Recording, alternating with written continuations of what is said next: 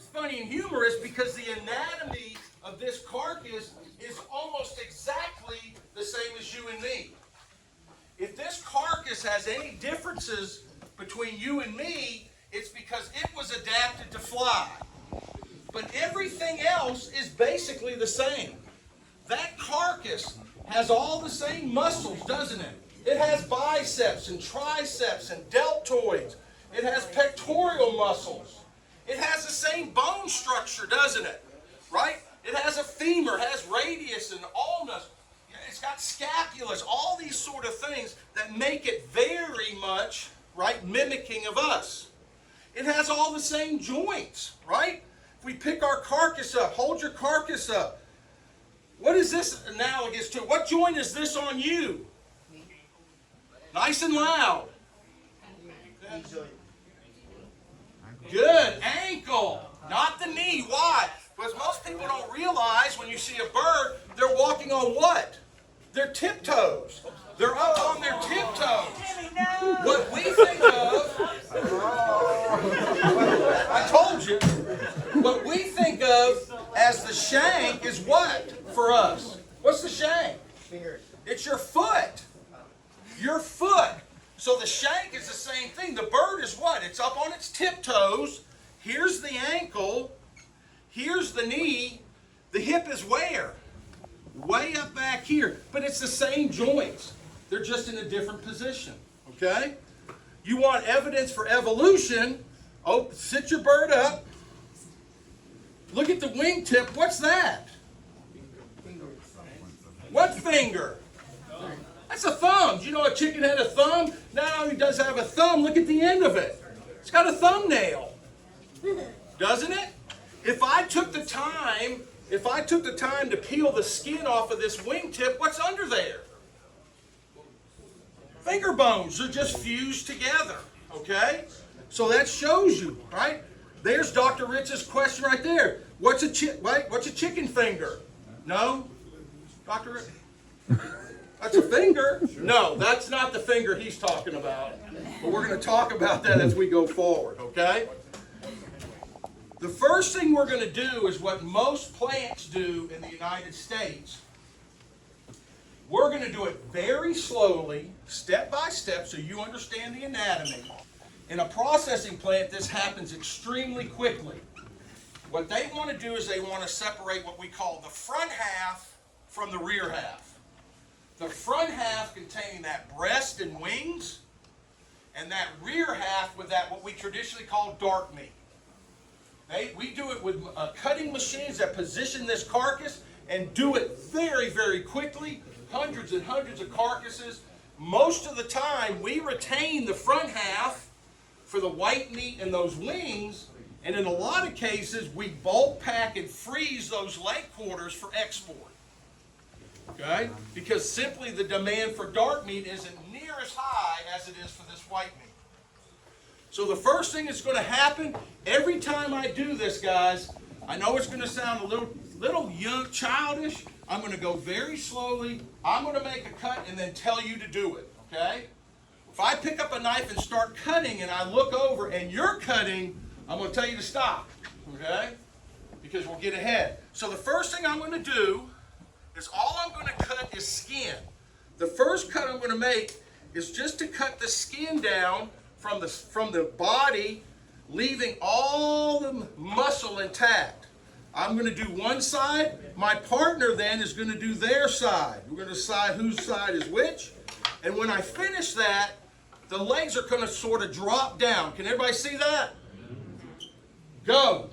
You cut one side, your partner cuts the other. Cut the skin down on each side.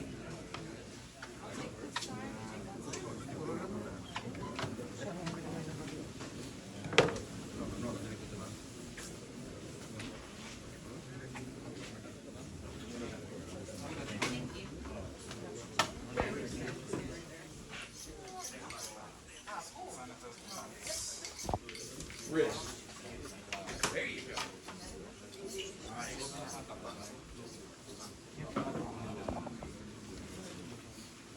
As we finish up that, Caitlin, you can do this on that side of the room. Can you show them that fat line? If you're going to notice now, Mother Nature helps us. If you look at your carcass from the spine all the way to the tip of the keel, there's a straight fat line. You see that?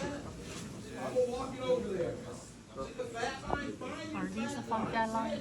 All the way to the Yeah. spine of the tip, right along the keel. See it? There's a fat line. Alright, yeah, you'll see it's right there. Starts back and runs all the way. Both sides. See that fat This. line? Yeah, good. Yep. Good.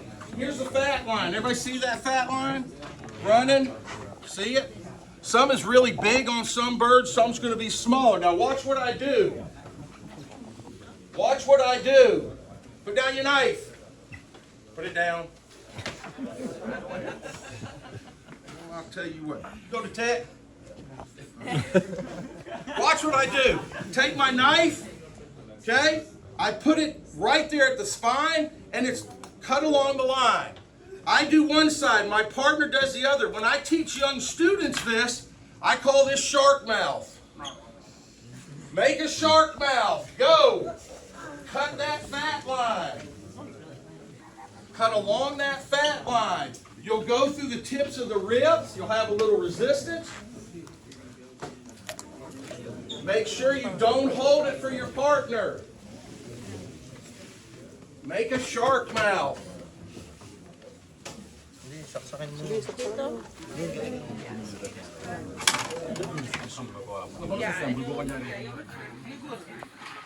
Front half, rear half.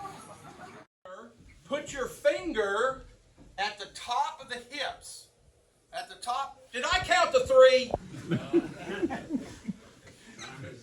It's like a bad Simon Says routine is what it is. 1, 2, 3. Touch the top of the hips. Now, look at me. Are you down here somewhere? Or are you up at the top of the hips? Not bad.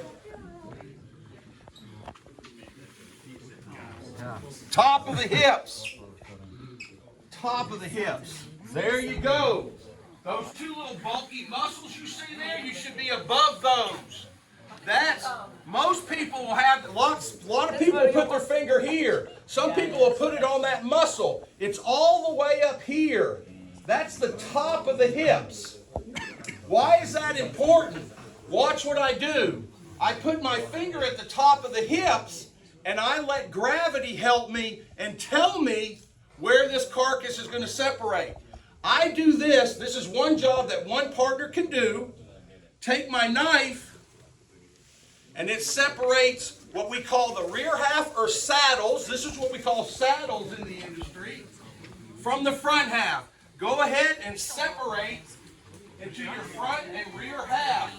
One partner, bend it over. Put your finger at the top of the hips, and it'll go really quick and smooth. Cut from the behind and come up. Easier to cut from behind. Watch your finger. There you go.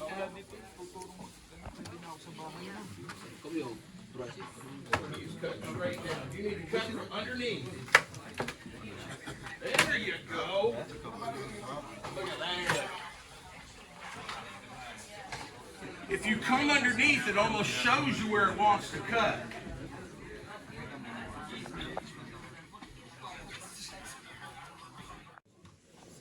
So the first thing we're going to do, the instructions tell us, is we're going to separate, right, the leg, or what we call the whole leg, made up of the drumstick and the thigh, from what we call the back portion. Okay? When I make this cut, please look up here. When I make this cut, you'll notice I'm not holding the knife perpendicular to the table. It's flat. I want to get as much meat, if you will, on that leg and as little as possible on the back portion. What I have is the same anatomy. I've got some ribs. I've got a pelvic girdle. You can feel the hard bone of the pelvis. Watch. I take my knife and I set it under those 2 structures. I draw once, twice. The only thing that's really holding this is what joint? On you. your hip joint. And what type of joint is the hip? Ball and socket. So again, put my finger on the outside, fold it, and it opens that joint right where I want. Here's the ball, here's the socket. I put the knife back there. I cut a couple times. And I get my leg separated from my back. I'll do it on this side. Set the knife, not perpendicular, but flat, under once, twice, pop it, find the joint, put the knife there. There's some cartilage there, but that's about it.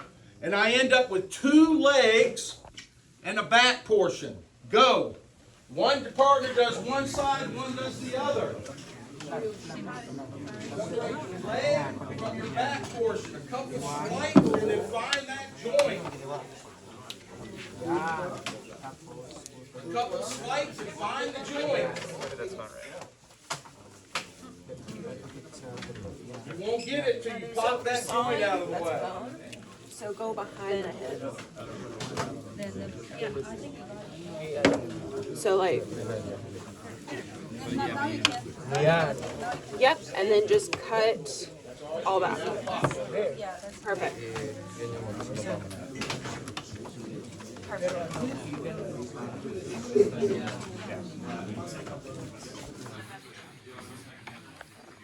Your partner are going to separate the thigh from the drumstick.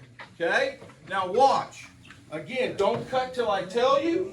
But there's also a fat line to help you there. Look on the inside, and here's a fat line that separates the drumstick from the thigh. See it right there? This fat flicker. Right there. Okay, find it. If you rub your finger over that line, that's it. You'll feel a divot. There's a divot there where the drumstick separates from the thigh. But you really don't have to feel it. If I see that fat line, if I take that, put my knife on that spot and draw through, it should go through like butter. Okay? Now listen to me. Listen. If you look at your partner and you see this, you're either on one side of the joint or the other. You're not in it. Okay? It's some cartilage there. Right? There's some tendons and there's some ligaments, but if you hit the spot, it goes right through. Now, I'm not done. Don't start cutting. Yeah. Because what you're going to end up with after this step, it actually is on the second row, so this is where you got to be smart. You'll notice that on the second row it says what? Drumstick. What you're going to do after you're happy with your cuts, you'll have yours, your partner will have theirs. You come over, make sure the scale is taired, get your drumstick measurement, weight in grams, and your partner's, and record them. Go. This chicken, and that's a deboned thigh. Deboned thighs, when it comes to fat content, and in food science, fat equals what? Flavor. Flavor. And when it comes to fat content, there's nothing better than a deboned thigh. The first processing plant I went to in the late 90s was a Field L Farms plant just north of Gainesville in Murrayville. They had about 250 people deboning thighs. What I'm about to do took them, each one of those workers, about 2.5 seconds. It'll take you longer if you want to keep 10 fingers. But what we're about to do is remove that femur, right? That femur bone from that thigh. We want to have as little meat as possible remaining on the bone, right? And as much as possible remaining with the thigh, but we're a production plant and we don't have all day, okay? So we got a balance between yield and labor, okay? So watch what I do. Think about what a femur is. Think about what a femur is. Is it a straight pipe? No, it's actually more like a dumbbell, right? It's got kind of a middle, that's a pipe, and then it's got a little 2 balls on the end. So picture that in your mind. We're trying to cut around, and I want to make sure I have the cleanest piece of meat possible. So once I cut, but I don't have all day. So So I'm cutting out that muscle. I'm tugging around that bone. I can pick it up. I can cut. I can even, this is young tender meat. I can peel it off, right? Once I have the bone, I throw it away, right? No. No. Where's it go? No, it goes in my off-fall pile. I want you to test, because there's typically a big piece of cartilage here at the top. We don't want anything hard in there. So I am going to take the time to cut out that hard piece of cartilage. Anything that I trim there will leave the skin on. That's my deboned thigh. Be happy with your weight and cut it, weigh it, record it. It's at the top. First row, deboned thigh, go. Get your deboned thighs.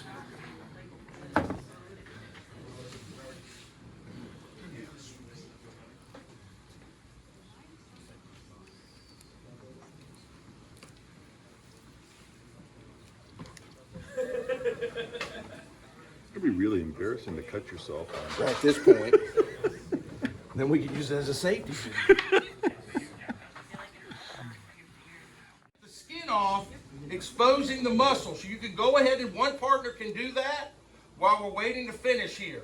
Don't cut it off the wings, just off the breast, so that you can see the muscles. Everybody got that? Do we throw the skin away?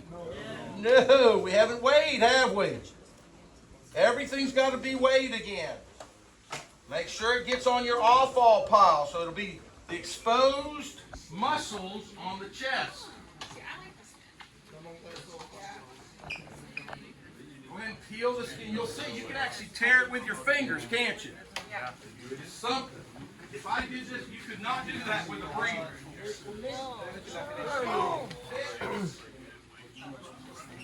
Skin the breast.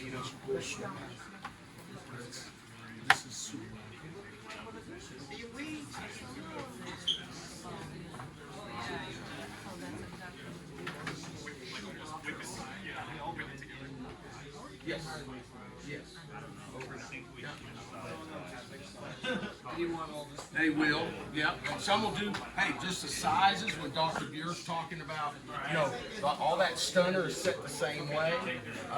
Some how long they because of the you don't have to peel it all the way, guys, just off the top of the breast. That's all you need to do. So you can see the breast muscle. So what we're about to see is one of the major places from an anatomy standpoint where this carcass is different from you and me. Because this bird genetically and physiologically was designed to fly. Probably didn't fly very much, but they have the anatomy to do so. To fly, there are two major muscles associated with the activity. There's a set of large muscles, that's what you're looking at when you look down from the top on the breast, known as pectoralis major. That's how we know they're the big boys. Underneath them are also muscles, smaller muscles called pectoralis minors. Smaller, major and minor. One set of the muscles is responsible for helping a bird lift its wings, and the other set of muscles is to help them bring them down. Which is the major responsible for? Up or down? Right. For humans, we're the opposite, right? Harder for us to lift our arms to put them down, but for a bird, it's the power stroke is down. So the pectoralis major that you see on the top is responsible. Now, if I'm the kind of person that today, there's no way I'm going to bed tonight before I go to the gym. Raise your hand if you got to hit the gym today. Yeah, well, I didn't raise my hand. But let's say I went to the gym. I decided I needed to work some muscles. I go to the rack, the dumbbell rack. I pull off a couple heavy dumbbells. I do what we call bent over flies. I bend down. I pick up those dumbbells and I lift them. Where are the muscles at on my body that I'm doing this work with? My back and my shoulders. Latissimus dorsi, my traps, okay? Put my delt. I'm working my back. A little bit different here. What's going to happen is this. Watch me go through the whole procedure before you do this. One partner is going to take their knife and cut down the keel. It doesn't matter whichever side. It's a peak. That keel's kind of a peak, so you want it. It's going to naturally fall to one side or the other. Whichever side it falls to is your side. Okay? If I take my knife and I do that once or twice, I've cut straight down. Don't cut. Caitlin, heck. Sorry. Boy, if I had you in class still. You'll actually notice, guys, that there's, even though I cut here, I didn't cut here. There's a natural pocket. Everybody see that? Separating the major from the minor. The minor is contained in its own sheath. It's what Dr. Buer was talking about yesterday. They got green muscle disease.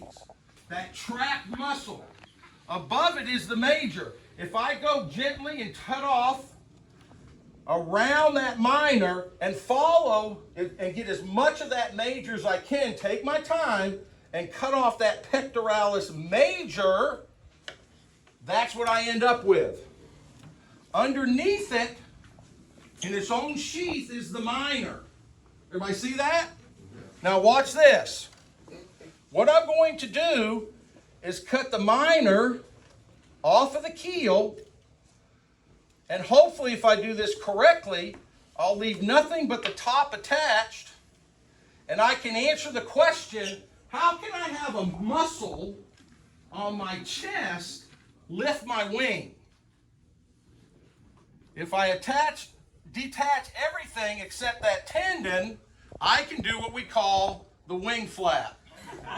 And you can see how I can have a muscle on my chest lift my wing, because there's a special tendon that is going through there and attaching to the back of the shoulder so I can do my wing flap. I want you to wing flap, okay? Have your neighbor film you.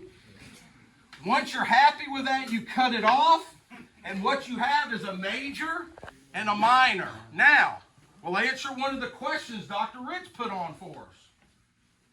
This is probably and still is the most valuable piece of meat on this bird. It is what we call the tenderloin, often called a chicken finger. However, the disadvantage is how many of those do I have per bird? Two. Or 3, 4, 5. This is a strip, technically. This, from the minor, is a tenderloin. This is a breast strip. The reality is, guys, this bird wasn't flying anywhere. And if I gave you a blind texture test to try to discern the two of these, they're going to be really close, okay? But there is a lot to be said for the fact this is a more expensive piece of meat. So when people advertise, like we have restaurants called Cane's and some other ones that, and a lot of our fast foods tell you all we do is tenders, okay? But that's a strip, but it just so happens to be a piece of major. Probably a machine could tell us the difference in texture, but often a human couldn't, okay? So when I say go, let's get that major off as carefully as possible. Do your wing flap and then your partner, and then there's your two weights. You see P major, P minor. Go for it. And deal with chicken wings. Chicken wings, there was a time in history where chicken wings not only had zero value, they had negative value. Okay? They actually cost companies money. In the traditional 8-piece cut for a chicken, you ended up with 2 drumsticks, 2 thighs, 2 pieces of breast, and 2 wings.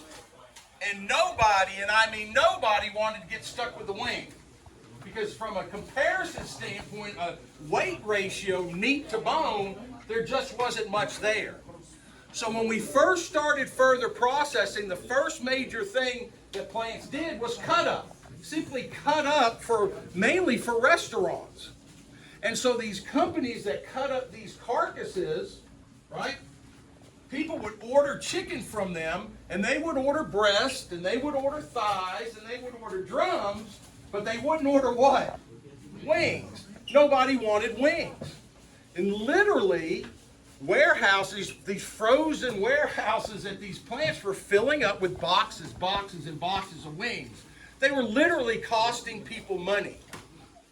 One of the ideas that came along down the line was actually kind of a brilliant one by these companies, was if you ordered any weight that you ordered in another piece of meat, we gave you the equal amount of wings free, just to get them the heck out of the building.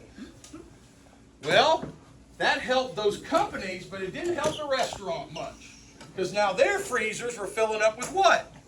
Wings. So it's in New York, in a town called Buffalo, where a couple bars argue that they were the first, but most of the history shows that the Anchor Bar in Buffalo, New York, was the first place where someone came up with the idea. Well, you see, this place, like most bars, sold a lot of ethyl alcohol. You know what I'm talking about. And on the bar, right, for customers that ordered ethyl alcohol and paid for it, they like to put snacks. What would they put on the bar? Peanuts. Pretzels, peanuts, popcorn, anything that would get you to order more ethyl alcohol, right? Cerveza, okay? And it is the Anchor Bar that they believe, that claims they came up with the idea. We already have a deep fryer. We got a freezer full of these wings. We're going to take them, put them in the deep fryer, and shoot, we'll put them on the bar for free. The whole wing. Well, people liked them so much, they went nuts. They decided, I'll tell you, we're going to charge a nickel a piece. Nobody's going to buy a wing for a nickel. Oh, yes, they did. And the rest is history. How is it history? We know today, right? I go to a restaurant. I'm not talking about the whole wing. I get excited if they have a 75-cent special for a piece of wing. Okay? As a matter of fact, you go to a restaurant now and you order wings, and one of the choices you typically have to make now is what? Chicken wings. They'll say bone in or bone out. What's a bone out chicken wing? Chicken nugget. Yeah, it's pectoralis major, cut into a piece. That's the value increase. How valuable has it become? The Pilgrim's plant in Athens, I told you earlier, makes more money per pound off of paws than they do dark meat.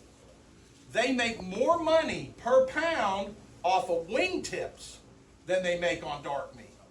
They make the cut, they actually cut the wings off, separate the two joints, and all three portions are sold and packaged on the edible market. Okay? Deep fried wingtips are very much appreciated in culture, a lot of cultures. It's a great snack item, especially at Pilgrim's with a small bird, right? That small little wing, the bones are very small. So what you're going to do, one of these last steps, is I again let Mother Nature help me. I take it and actually turn that top half so that the weight is, so I'm looking at the armpit, okay? I take my knife and draw it, and it'll actually open up in that spot, okay? Let me show you on this side. I take my knife, I draw it. Once I draw it down, it shows me where the joint is. There's no magic in these joints. This is a great place, probably the most underutilized utensil in kitchens. If you don't have a pair of kitchen shears, right, if you prepare a lot of food, you're crazy, because this is a great place. I just pick a spot, okay, and I just pick a spot. And I'm actually, all three of these are on my sheet. You'll see drumette. By the way, if you're a chicken wing fan, who's your number one choice as a drumette? Raise your hand. You're a drumette?